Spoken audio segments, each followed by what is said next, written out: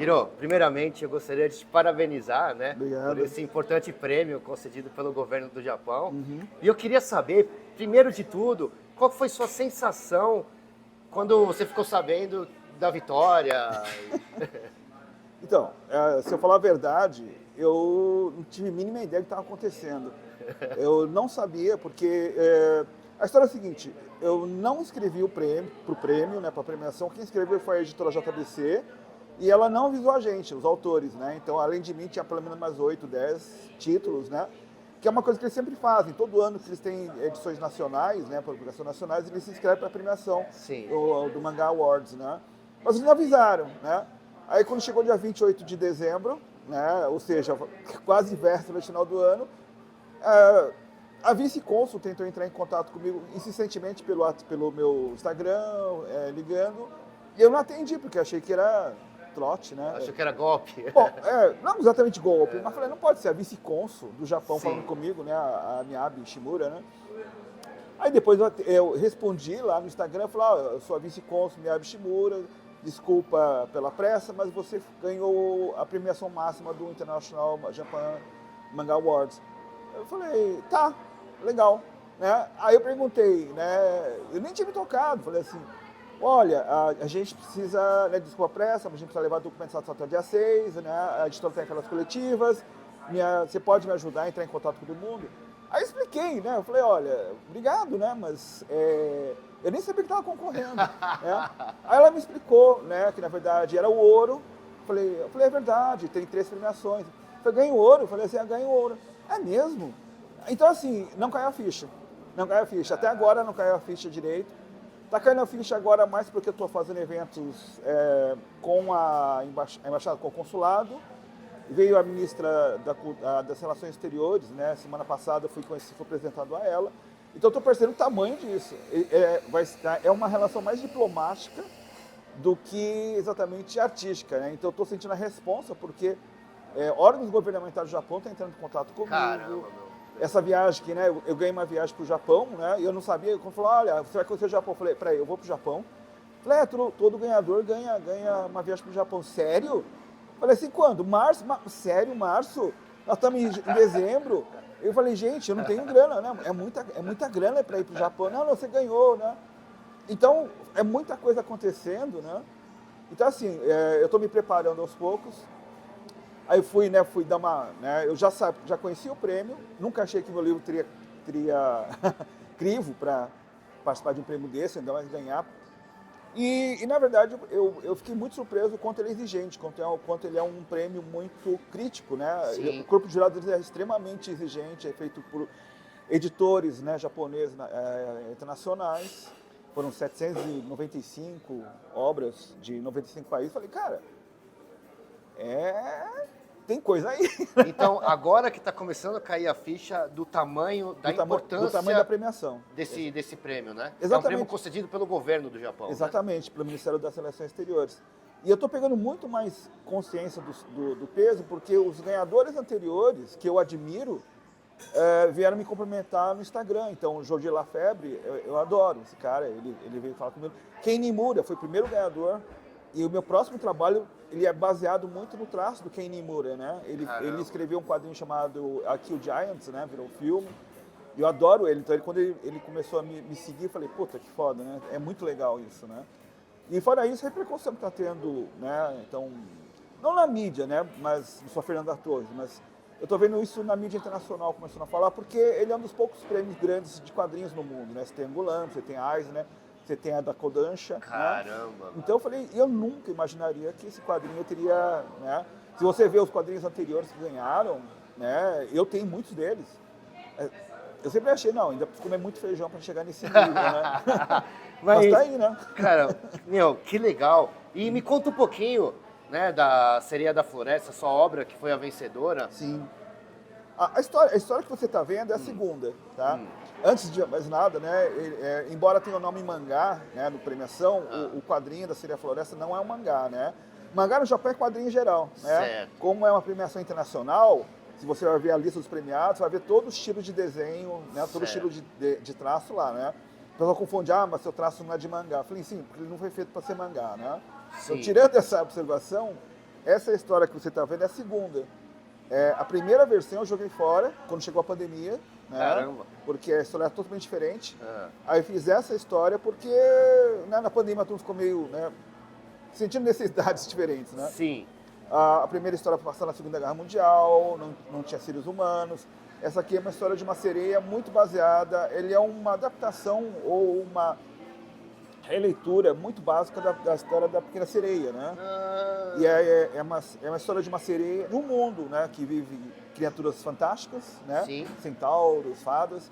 E ela vive nesse mundo e acontece uma pandemia nesse mundo. E ela é a única sobrevivente, é o único ser vivo nesse mundo. Então ela faz um pacto com umas criaturas que oferece para ela, olha, você vai surgir em outro mundo, com outro corpo, né? E a condição é que você vai dar seu futuro filho pra gente.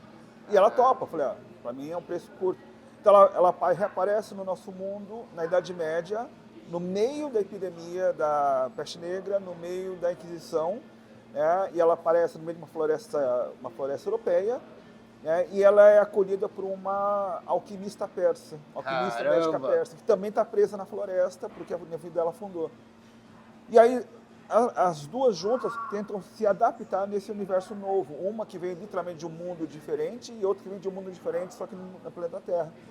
E aí começa uma história de esse conflito de fantasia contra a biologia, maternidade versus sobrevivência, adaptação versus aceitação. Cara, né? Que bacana. E vai até o final. Que bacana. E Hiro, onde que as pessoas podem adquirir o seu livro? Essa aqui é a versão independente que vocês estão vendo, Certo. né? A JBC comprou os direitos em 2023, que é essa Certo. versão que ganhou, né? E essa versão que está vendo da JBC, em qualquer livraria, você vai na Amazon, Martins Fontes, qualquer livraria está disponível para vender agora nesse momento. Caramba, isso aqui é uma obra-prima do Kiro Kawahara, A Sereia da Floresta. Muito legal, Hiro. Hiro, eu tenho uma pergunta que eu sempre... Isso cerca a minha cabeça já faz tempo. Por que aqui no Brasil os mangakás, as pessoas que... os artistas, eles não são tão valorizados quanto são em outros países? Nos Estados Unidos, Sim. por exemplo, no Japão? Mangaka especificamente, tá? Então a gente tem... Quadrinho tem várias categorias, tem independente, você tem, né, o alternativo, você tem, né, o LGBT, né, você tem... e o mangaka é uma forma de expressão muito forte, Certo. tá? Então se você parar, acho que não é da tua época, mas até 1990 a gente não tinha a cultura de mangá no Brasil. Veio com a Akira. A Akira foi publicado pela Globo em 90 e aí começou a ter uma entrada muito lenta, mas gradual da cultura de mangá. Até aquele ponto, existia uma comunidade de mangá muito forte, mas muito pequena também, mas que pirateava, trazia VHS do Japão. Então, tanto o mangá como o anime, né? Isso foi te fortalecendo, porque o Akira sozinho já foi começar a crescer também como obra, como animação. E aí, dali para lá, você começou a criar comunidades no mundo inteiro, não só no Brasil, de fãs, então, esses leitores, né? E aí, com o tempo, hoje já estamos passando 35 anos, né? Você vê claramente que o mangá sempre foi uma forma de comunicação, uma forma de expressão, para adolescentes, principalmente, né? Por vários motivos, né? Que vão desde o tipo de histórias, né? A diferença, por exemplo, de Marvel DC, que é de super-heróis, por que ela está em declínio, né? Porque ela foi muito desgastada por causa dos filmes, né? Do streaming, né? Então teve uma superexposição de um tema único, é sempre herói, identidade secreta, conflito moral, mas é sempre envolvendo herói. O mangá sempre tem várias histórias, vários temas, vai desde namoro, ficção científica, terror, coisas bobas, coisas legais. E, de alguma forma, a linguagem visual e narrativa do mangá foi agradando muitos jovens no mundo inteiro. Então, você vê que o mangá ele é um fenômeno não só no Brasil, mas você vê em Israel, Paquistão, você vê França, você vê na Rússia. Então, é uma linguagem extremamente universal. É um patrimônio japonês, né? Tanto que hoje você tem o quê? Você tem similares, você tem o mangá coreano, que chama manhwa, você tem o mangá chinês, né, que eu esqueci o nome, mas tem uma estética parecida, mas não faz tanto sucesso ainda, ao contrário do dorama, né? Sim. Então, assim, o mangá ele tem essa força muito grande, ainda mais agora depois do streaming, né? Então, apareceu na Netflix, já era forte, mas era muito nichado, mas era uma comunidade muito fiel, esse é o problema, né? Então, essa comunidade muito fiel, você estava falando, né? Eles são muito resistentes com material novo, então, no máximo, eles consomem material da Marvel DC porque é popular, é falado, mas pra gente que trabalha com quadrinho independente, ou você pega, por exemplo, quadrinhos europeus, não tem como entrar. Cultura brasileira, principalmente, né? Nossa cultura brasileira, ela não tem formação de leitor de gerações, né? Sim, Então a sim. gente nunca estimulou há 40 anos, 30 anos, o hábito da leitura. Então você não pode forçar o cara a ler um quadrinho. Então livros também, né? Você pega na França, por exemplo, os números de venda de livros, de quadrinhos lá são gigantescos. E mangá, de cada 7 livros, 4 são mangás. Mais da Caramba. metade. Só que é um mercado que dá para falar sem exagero, que é 20, 50 vezes maior que o consumo do Brasil. Então no Brasil o consumo já é pequeno, existe esse nicho, essa resistência natural. E o mangaka, no geral, né, não gosto de falar a palavra otaku porque é ofensivo, né? Mas o mangaka é quem faz o quadrinho, perdão, né? Mas o consumidor de mangá, que é mais ferrenho, entre aspas, o otaku, ele é muito apaixonado, é quase um time de futebol. Sim. Então ele tem os quadrinhos preferidos dele, falar mal vai dar porrada em cima, né? E se sair uma versão em anime tem que ser fiel, né? Então existe essa paixão que envolve, que é muito irracional, muito emocional. Sim. E quando passou agora os streams, você vê, ninguém sabia o que era One Piece. Então quando começou a ter obras em streaming, né, isso ficou muito mais popular e conseguiu sair do nicho. Então o nicho que era de leitores, mesmo assim era grande, mas era um nicho. Agora não.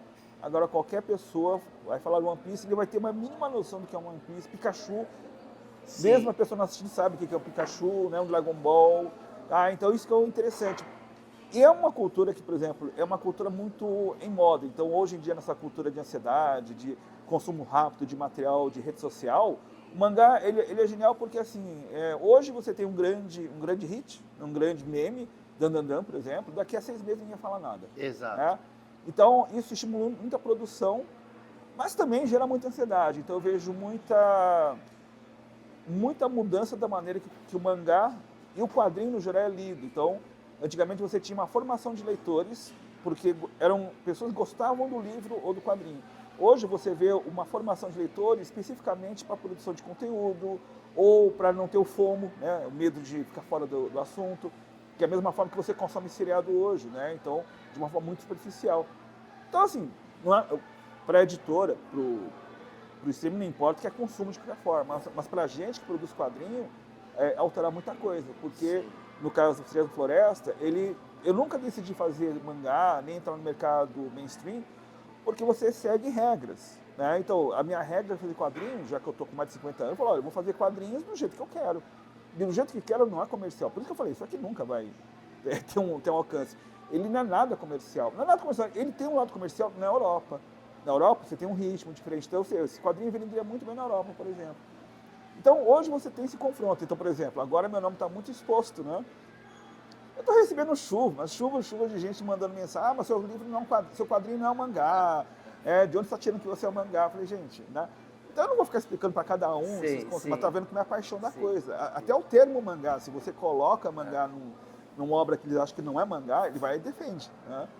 Então por isso que é legal. Então eu acredito que o mangá ele tem uma qualidade de vida, uma sobrevida muito grande ainda. Marvel e DC está decaindo, tanto no filme como em quadrinhos, números de quadrinhos da Marvel estão diminuindo cada vez mais, mas o mangá não. Então acho que ele deve ter pelo menos uns 30 anos, 20 anos ainda de vida. Depois cai, como tudo. E Hiro, me fala uma coisa, quais são os seus mangás preferidos, os mangás que te inspiram ou te inspiraram? Como eu falei, eu sou leitor de tudo, né? Sim. Eu realmente comecei a dar mais atenção para o mangá há uns 5 anos atrás. Antigamente eu tinha uma certa resistência por causa do meu trabalho, né? Eu sou ilustrador, então eu sempre comecei a desenhar coisas copiando. Então, ou era uma revista média, ou eram mangás. Então, no meu caso, era mangá do Doraemon, coisas do Ultraman, né? O Ultraman foi uma base fundamental muito grande, né? Mas aquele mangá mais tradicional, do Tezuka, né? Então, aqueles olhos grandões. Então, a gente, quando vai virar um profissional, eu briguei muito para sair daquele estilo japonês mangá, para ter comercial. Então, eu fui muito refratário com mangá até os 40 anos, 45 anos. E agora eu voltei mudou muito a narrativa, então por isso comecei a consumir mais quadrinhos. Então, assim, em quadrinhos, basicamente, dá pra falar que eu tenho 2. Eu gosto muito do Inio Asano, o Pum Pum. Boa Noite, Pum Pum é uma obra avassaladora, fala sobre depressão juvenil, né? Mas eu li 2 vezes em seguida, ele é maravilhoso. Então, tudo que o Inio Asano produz, eu leio, né? E não é nem por causa do desenho, é por causa do texto dele mesmo, é muito bom. mas é um cara que te deixa muito por baixo, né? Sim. Ele é um cara desse, e eu gosto muito do... como é o nome dele? Ele é... O Ken Niimura, como eu falei, só que o Niimura ele não mora no Japão, ele é espanhol, né, ele é japonês que nasceu na Espanha e hoje vive no Canadá. Mas dá para falar que o Niimura é uma referência, mas a referência do Niimura é mais desenho, né? E tem o... eu esqueci o nome do autor, ele escreve mangás muito lentos, chamado... Um que é a minha paixão é o Homem que Passeia. O Homem que Passeia. Jiro Taniguchi. Jiro Taniguchi, já morreu, já faz pouco tempo. Então, Jiro Taniguchi, eu gosto muito do trabalho dele, porque ele trabalha com uma narrativa totalmente diferente que você encontra em mangá. Sempre é tipo os obras do Murakami, né? Ele é sempre uma pessoa fazendo coisas muito... Esse Homem que Passeia é a história de um cara que anda do trabalho para casa, da casa do trabalho, durante uns anos. Então, você não tem muito, assim, você não vai ter ação. Mas eu gosto muito dessa delicadeza, né? Esses mangás, tipo Dandandan, né, Attack on Titan, Frieren, né? Frieren eu gosto muito. Eles são mais, tipo assim, eles não são mainstream, mas eles são mais aquela narrativa mais convencional de alguns atos. Sim. Eu gosto muito. Frieren, por exemplo, é um quadrinho e um manga, um anime que eu consumo muito de referência, né? O ateliê Witch Hat Atelier, esqueci o nome do autor. Então, eu tenho um grupo muito pequeno de autores que eu vou ler, que é muita coisa também, né? Mas o que dá para falar que mudou meu quadrinho foram quadrinhos franceses. Então, o que eu ponho na lista, assim, referência, é um quadrinho chamado Beautiful Darkness. Como? Beautiful Darkness, Beautiful Darkness. Bela Escuridão, que é feito por um cara chamado Fabian Wellman e Chris Scott, que é um quadrinho que ele mistura coisas muito fofas e coisas muito pesadas ao mesmo tempo, e é fábula, fantasia, por isso que eu adotei melancolia e fábula na minha narrativa, né? A melancolia é uma forma de expressão narrativa tipo, que a gente usa, ela é fantástica para você trabalhar com ela, né? Porque você não cai em erros muito comuns, tipo coisas de comédia, né? E não é minha literatura normal. E essa coisa do desenho fofo, desenho né, fantástico, né? Que você usa a fantasia igual no conto de fada. Toda fábula de fantasia, todo conto de fada era uma metáfora para uma coisa maior, né? Um problema, né, psicológico, uma questão social. Então eu acho fantástico essa missão das coisas. Então foi depois de ler o Fabian Wellman. E dois caras que assim, eu compro qualquer coisa deles é o Georges Lafebvre, que é um autor francês que o trabalho dele é lindo, maravilhoso, Verões Felizes, que sai para o Cananquim. É uma obra que assim, virou uma obra de consulta, de desenho, de narrativa. É lindo, é um livro totalmente oposto, ele é muito alto astral, né? E esse cara é fantástico. E o outro que eu sigo por causa do desenho é um espanhol chamado Juanjo Guarnido, né? Que ele fez um personagem chamado Black Sad, que é um gato detetive muito parecido com o Batman. Só que esse cara trabalhou na Disney, então os quadrinhos dele, se você ler, literalmente você vai ver aquela cara de Isotopia, só que dark, né? Tem morte, tem assassinato, mas o quadrinho dele, assim, tipo, é de um Da Vinci, é de um Michelangelo, porque cenário, corpo, pintura, é um quadrinho que leva muito tempo, então assim, é um quadrinho para você pôr na parede. Então esses são minhas Que legal. E no Brasil, o Wagner William. Ninguém conhece ele, né, pelo menos, mas a obra do Wagner William, para mim, explode a cabeça. Ah, é? Ele é um grande amigo meu, é um amigo meu, mas eu adoro o trabalho dele. Que legal. Hiro, eu fiquei sabendo que aquelas toalhinhas de bandeja, é você que faz a ilustração há muitos anos, né? Toalhinha de bandeja de McDonald's. Conta um pouquinho pro pessoal isso aí, que é muito legal. Eu, quando eu tô comendo lá, nossa, eu fico lendo aquilo, eu acho que todo mundo, né? Muito legal. Sim. Eu parei de fazer as toalhinhas de bandeja de McDonald's já faz uns 4 ou 5 anos já, né? Mas eu sou responsável por elas. Por 25 anos eu criei, ilustrei e finalizei, pesquisei tudo das toalhinhas de bandeja de McDonald's. 25 anos, então todo mundo que está assistindo já leu Quem historinha. Quem tem mais de 20 anos sabe do que eu estou falando. Caramba! Porque a gente produziu literalmente centenas de modelos, né? E ela nasceu de uma maneira muito informal, porque era uma peça que ninguém dava bola na agência, né? Você tem, como eu falei, tem centenas de produtos para fazer a criação, e a toalhinha de bandeja era uma peça que você joga fora depois de 5 minutos. Exato. Ela é só um papel para você não ter contato com o plástico da bandeja. Então é um produto sempre descartável. Então, logicamente, ninguém vai colocar efetivo da equipe lá para trabalhar nisso. Só que quando você vai comer lá, eu comia sozinho, eu falei, cara, né, às vezes não tem o que fazer, às vezes não tem o que ler. Vamos fazer um processo de uma lâmina divertida, porque naquela época, como era ainda começo da internet, né, não tinha pesquisa, não tinha Google, não tinha nada, né, não tinha YouTube. Então, naquela época existia uma cultura de curiosidade muito forte na parte tutorial. Então você tinha Subinteressante, Mundos Curiosos, né? Eu falei, vamos fazer uma lâmina de curiosidade. Aí eu perguntei se poderia fazer uma proposta para o meu chefe, faz e apresenta, né? Contanto que você não faça na hora fora do serviço, no serviço, né? Porque eu estou pagando salário. Naquela época eu fazia a caixinha de McLanche Feliz, né? Eu falei, olha, eu fiz uma proposta, naquela época eu fiz uma de planetas, bem básica, mas fiz as pesquisas, não fiz o desenho na época, ou seja, durante um ano quem desenhava era um colega meu, Adelmo Barreira, mas eu fazia a pesquisa. Apresentei para a diretora de marketing da época, Tânia Kubi. Ela falou, gostou muito, falou, olha, nós temos capacidade, você tem capacidade de entregar uma por mês? Eu falei, porque a gente agora gostamos da ideia, a gente quer trocar, a gente quer ter 12 por ano para fazer um estímulo de coleção. Eu falei, dá, mas eu estou trabalhando aqui na agência, né? Então já recebi ordem de não fazer isso na hora de serviço. Aí meu chefe falou, libera, você está liberado para fazer tua linha de bandeja na hora de serviço.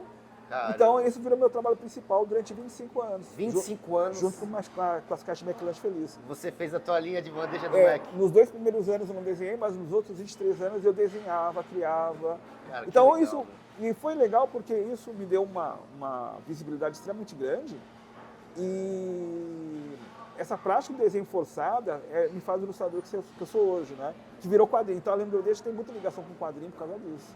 Pô, muito legal. Então você, que tem mais de 20 anos, já leu alguma história, alguma curiosidade do Hiro nas toalhinhas de bandeja do McDonald's? Já surgiu algum trabalho meu com ketchup. Com ketchup e mostarda. Já jogou no lixo depois de muito tempo. Muito bom, Hiro.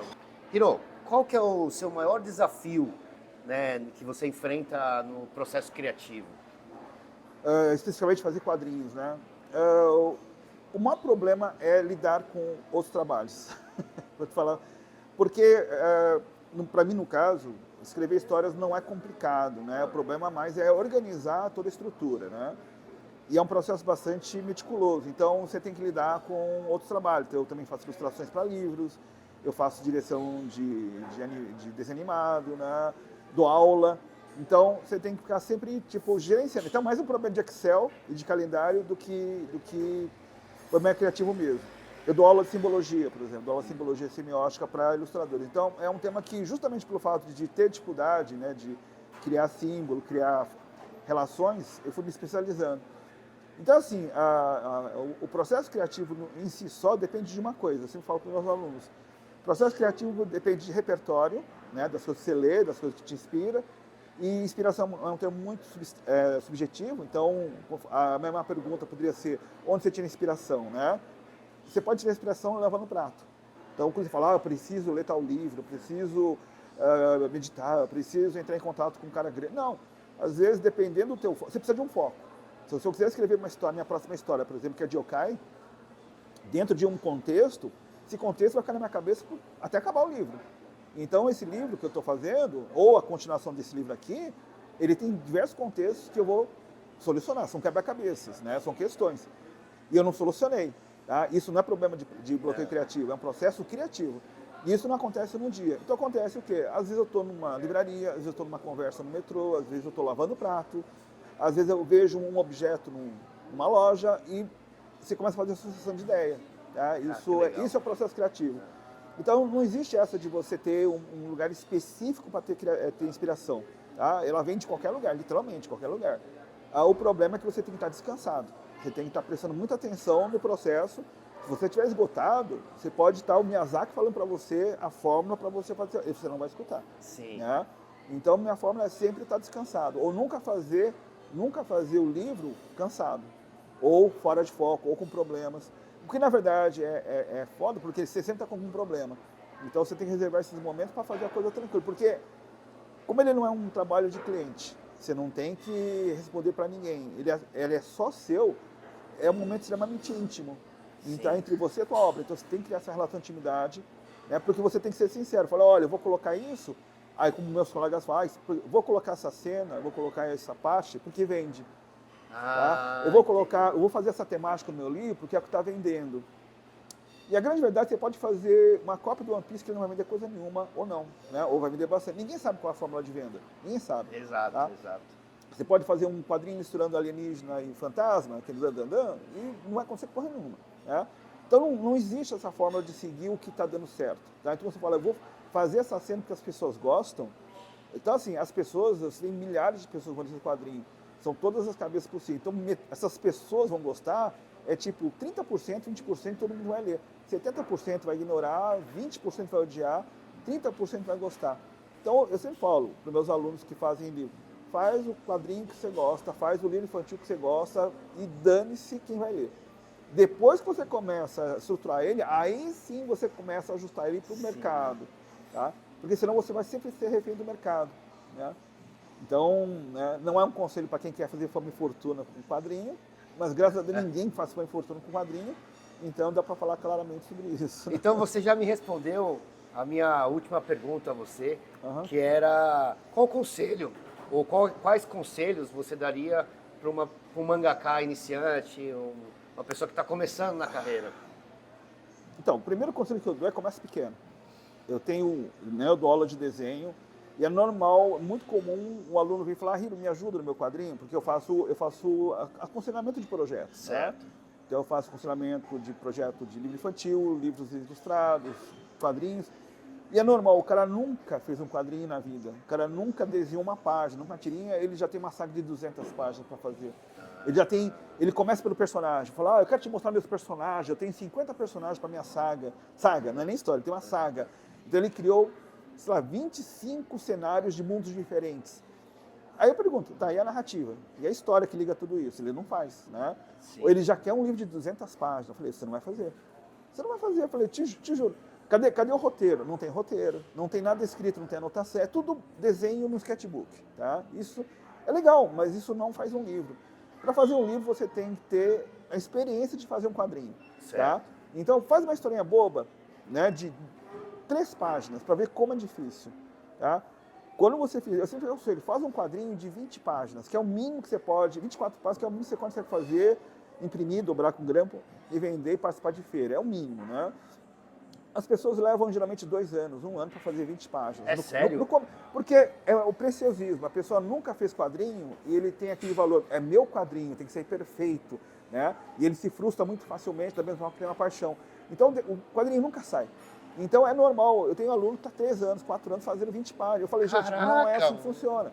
Mas não adianta você falar. Ela tem que sentir que passou 3 anos, 2 anos, 1 ano fazendo um quadrinho de 20 páginas para falar, olha, tá uma merda e levei 20 meses para fazer esse quadrinho. Caramba! E acontece o quê? Mas ele precisa ter essas 20 páginas prontas para ele falar, puta, é uma coisa material na mão. Falei, 20 páginas feitas por mim, impressa por mim. Aí ele começa a avaliar. Então ele começa a perceber, olha, gastei um tempo desnecessário, sendo preciosista aqui, e começa assim. Então ele fala, então faz o segundo quadrinho. Né? Tenta agora criar um método, o seu método. Então quando ele começa agora a criar um método dele, ele fala, olha, eu não preciso ser tão preciosista, eu posso relaxar na arte final, posso melhorar tal coisa. Ele sempre vai estar focado muito no desenho e na arte final. Então ele vai cometer uns erros. Eu levei 2 livros para começar a chegar no entendimento de qual é o meu tempo. O meu primeiro quadrinho, maravilhoso, tinha 32 páginas, levei 9 meses. Hoje eu faço 32 páginas em 2 meses. Né? Então, a questão nunca é tempo. É que assim, o desenho também, né? Então a pessoa tem uma percepção do desenho dele muito errada. Então ele fala, nossa, meu desenho é muito bom. Aí ele vem mostrar, falando, teu desenho está muito longe de ser bom. Não falo desse jeito, obviamente, né? Fala, mas aí eu mostro o trabalho do Hiroki Samura, do cara do Berserk. Fala, olha, tá vendo, isso aqui tem anatomia, tem gestual, ele sabe mexer com o corpo, tem cenário, composição. Você tem aqui um curso de desenho de fundamentos completo que você tem que fazer. Então, aí eu mostro mangakas, leva tempo. Então acontece o quê? É um processo que envolve muita dedicação. Na verdade, eu sempre falo, é das piores manifestações de artísticas. Porque pior que quadrinho, só animação. Né? Quadrinho leva tempo para escrever, quadrinho leva tempo para desenhar, para planejar, para diagramar, para desenhar, finalizar, balonar, que é colocar os balões, revisar, ou seja, é um trabalho de banda de um homem só. Sim. Quadrinho só perde para animação, porque a animação é muito mais complicada do que isso. Então, você nunca vai ter um retorno suficiente. Né? Então, e outra, se você tem uma certa imaturidade, você sempre vai se comparar com o Toriyama. Ah, mas meu quadrinho não vou ficar igual. Ou acontece até uma coisa, não digo pior, mas ele literalmente copia o Toriyama. Literalmente ele copia o One Piece. Então o que ele faz? Ele faz fanfic do Dragon Ball. E não é problema nenhum. Eu conheço muita gente que começa fazendo fanfic e depois vai evoluindo. Mas eu conheço gente que fica presa no fanfic. Né? Na Comic Con vi muita gente fazendo fanfic com 40 anos. Né? Não é uma crítica, mas se você está gastando um ano para fazer um livro de 80 páginas, pô, faz uma história sua. Né? Começa a se mostrar como autor. Né?